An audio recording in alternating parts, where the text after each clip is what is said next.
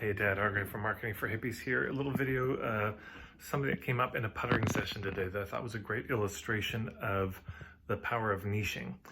So, speaking with a woman who's in South Africa, she teaches nonviolent communication, and the topic she wanted to talk with me about was trust. And when she first mentioned that, I thought it was about, she was talking about how to help people build trust with each other, and I was like, well, okay, I don't know if I'm the best pro at this, but it turned out she meant, I want to be able to build trust with my people, that they would trust me. And I said, but who? Who are you trying to exactly build trust with? And you can see where I'm going, that the niche was so broad, it was everybody.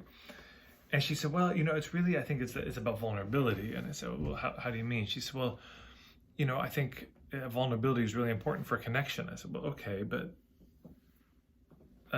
has anyone told you that? I said, yeah, actually, I've been hearing this directly from people saying, I just think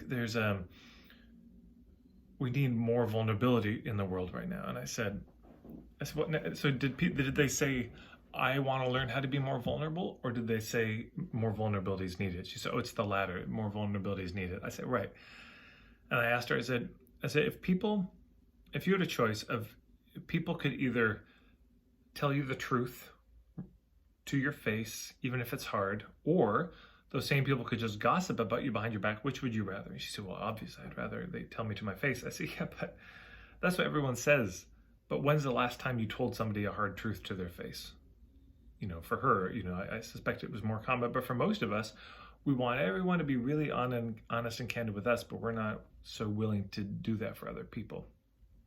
And so I said, it's just not surprising that that's the way it's worded, that nobody was saying, God, I'm just really needing to learn how to be more vulnerable myself. The kind of implication more vulnerability is needed is like from everybody else. Anyways. And what came out though was the context of that vulnerability was around this whole COVID business. And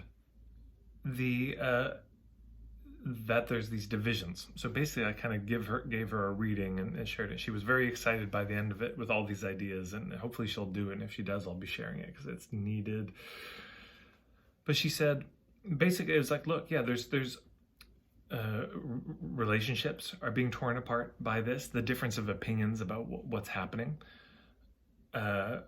Friendships are being torn apart, communities are being torn apart, and it doesn't seem to matter what kind of kinship you have in that community. There's something about this COVID thing, because it's so life or death on both sides, that is tearing communities apart. On the side of people who believe the official story, there's a feeling of, if you don't take this seriously, you're spreading disease. You are potentially, because you're taking more risks, you're not social distancing, you're not wearing a mask, you're putting people's lives at risk. And on the other side, people who don't believe the official story, it's, but if you go with the official story, this is turning into the loss of our liberties. This is turning into mask mandates, which will become vaccine mandates, and that will kill people. So you see what I'm saying? It's life or death on either side. So no wonder this is trumping a lot of common things. You can have the permaculture scene divided by this. You could have the decolonization world divided by this. You see the Catholic, the Buddhist, the vegan. It doesn't matter how deeply you share these things. There's something about this, because of the life and death nature, that divides. And this is what I was trying to get her to, is to see a very real, grounded example, because she kept going off on, well, this is needed, and I think what people need is this. So what people need is not that useful for the marketing. She wanted to jump to the credibility, but in marketing there's three things: relevance, credibility, value. Relevance, credibility, value. The problem, the premise, the promise, the empathy, the context, the guidance. I won't go into it. There's a lot of other videos about it. But if you try to jump to, how do I get people to trust me? Well, but trust you to do what exactly? So this idea came of, could you create some offerings, and this could be a 30-day program, it could be one-on-one, it could be all manner of things, to help people who are seeing these divisions want to do something about it. It's like, my God, this is tearing my marriage apart. I'm losing friends, communities are being torn apart. I don't know how to talk about this in a different way. And so she seems to be coming up with that. But you can see the difference between, how do I get people to trust me as a nonviolent communication course leader, And certainly there are people into nonviolent communication, but that's it. Then it's done. Versus, um, how creating this sort of a very niched offering around something that is very hitting the zeitgeist of the time. Well, the fact that it's so relevant and so focused enhances the credibility itself.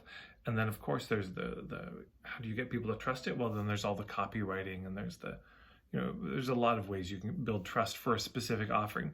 But building trust for a generic, hey, trust me about this modality, is much harder than building trust on a specific thing. Because again, it's trust you to do what? Trust you to lead a nonviolent communication class? Okay, that's great. But how many people do you know that actually want that? Oh, not enough? Okay, so you're needing to niche down to get more people to go beyond the usual suspects. It's a bit of a different thing. Because on one side, and I said, you can be very clear about what you're promising, what you're not promising. You can say, look, what I'm promising, what I'm offering is, this is a chance to learn how to create deeper connection as a foundation for hard conversations to happen. This is not about learning skills to change somebody's mind, to persuade somebody. You're not going to convince your brother not to be a conspiracy theorist. You're not going to convince your brother not to be a sheep.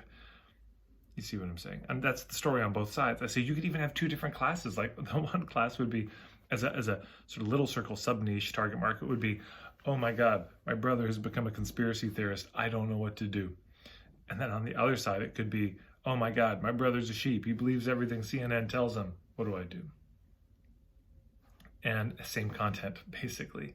And I said you could even do examples, demos of this where I was thinking you could, there's a guy on YouTube, he has a channel where it's like, change my mind. And he just sits at a table, has a topic and says, yeah, change my mind. And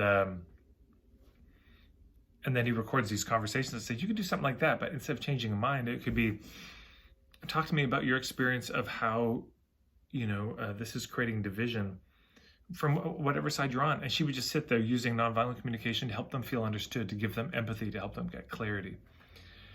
I see you could also do that on Zoom, a little less risky on a number of levels. But you could do that on Zoom and you just record it. It could just be a 10-minute, 15-minute clip where you say, yeah, so tell me about your experience. And you reflect until they feel really seen and gotten as a demonstration of what other people could be doing.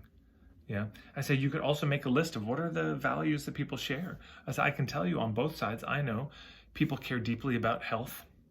People care deeply about critical thinking on both sides. People care deeply about marginalized communities on both sides. They just have a different understanding about how to meet those needs, live out those values in the world. But I say, when you have something specific like this, you can come up with very specific exercises, specific PDFs, like, hey, if you're feeling division between yourself and somebody over COVID, just remember, here's a list of things that you all share. And then you can have an honest conversation about, okay, you value, let's say, the health of people in minority communities. Well, this is my understanding of the best way to do it, but it sounds like you have a different understanding. Would you help me understand? And then you're having a real conversation that actually has a shared basis. So I know some of you are listening like, God, tell me when she's going to do it. I agree. But so I want to give that example because the way it transformed in that conversation from how do I get people to trust me in general to suddenly here's a whole niche. And then the question is, wow, how do I make it easy for those people to find me? Where do I find them? How do I build an offering? What could I offer them? And the trust conversation, it was interesting. It didn't come back later. She wasn't, okay, now how do I get them to trust me about this? Because there's something inherently trustworthy about a niched offering. And there's something inherently untrustworthy about I can help everybody. That's not to say there isn't trust to be built and risk to be reduced. There's all of that still. Hopefully you can see the difference from no niche at all, or a broad niche of my niche is based on I offer this service of nonviolent communication or I use this modality. But if you're watching this, you probably have a personal experience of the difficulty of doing that. I do yoga. Oh, really? You're the only one I've met. I'm a massage therapist. Oh, really? I'm in Victoria right now, and I often joke when I do workshops here. As I start, I say, are there any yoga teachers here? Does anyone do massage in Victoria? And everyone laughs because, of course, everyone in town on the island seems to be a holistic practitioner of some kind. So it's very difficult to do it based on the modality. Why? Because there's just so many other people doing it. But once you niche, once you pick a particular thing, and another example I gave her was a colleague of mine, dear man, Hovert van Ginkel, who's in the Netherlands. He got brought into a school to, because the teachers had pretty bad communication styles, or at least that was the principal's assessment. And so, but what are you going to do? Go into school and say, hey, all teachers, please come to this optional nonviolent communication training course, or force them into it when they don't think they have violent communication? The whole thing would feel condescending, patronizing, scolding. So instead, they did the most brilliant thing, and they came up with a workshop for how to deal with difficult parents. Just genius, yeah? How to deal with difficult parents. That's much better. That's a way tighter thing. Because, of course, it's meeting the teachers where they are. Now, during that workshop, they did, of course, learn, oh, I'm not an angel. I have my own challenges. But I met them where they were. So saying, hey, because you can see what's happening, just to tie this all together. This good woman, she was seeing the divisions that were happening around COVID. But instead of talking about it directly, it was, oh, you all need nonviolent communication, basically. We need to learn how to, communicate more vulnerably and honestly. We need to focus on connection. But she wasn't saying the context in which it's happening. But once you name the situation, the context, like, hey, there's this COVID thing, seems to be a lot of divisions. Suddenly people say, oh, I see that too. Hey, there's a lot of difficult parents. I see that too. And then that's something people want to sign up for.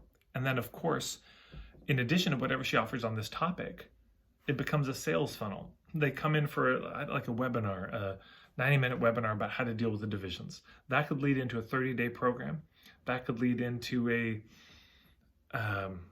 I don't know, there could be an ongoing package where it's like, hey, you can text me, call me when you have troubles around this, because sadly it's probably not going away right away. But then also it could be like, hey, if you're really enjoying this, I do teach nonviolent communication as a modality, and there's a teacher training, a 2-week teacher training coming up. You can sign up for that, and that's the tip of the funnel, yeah. And of course, the other thing is, this won't be the only issue that divides people. So the entire structure she comes up with could simply be renamed and repurposed very easily for other topics. And a lot of the material could be just brought over directly. This is the longest video I've done for a while. Anyways, I find case studies very helpful. Hopefully this is helpful for you. If you like this video, please share it on social media, Facebook groups you're a part of, on Twitter, wherever. You can subscribe, the little red button and the bell icon. And of course, I've got marketingforhippies.com. You can join my email newsletter. I've got a Facebook group, Facebook page. You can check me out there, Marketing for Hippies. That's all. Thank you so much, and take care out there.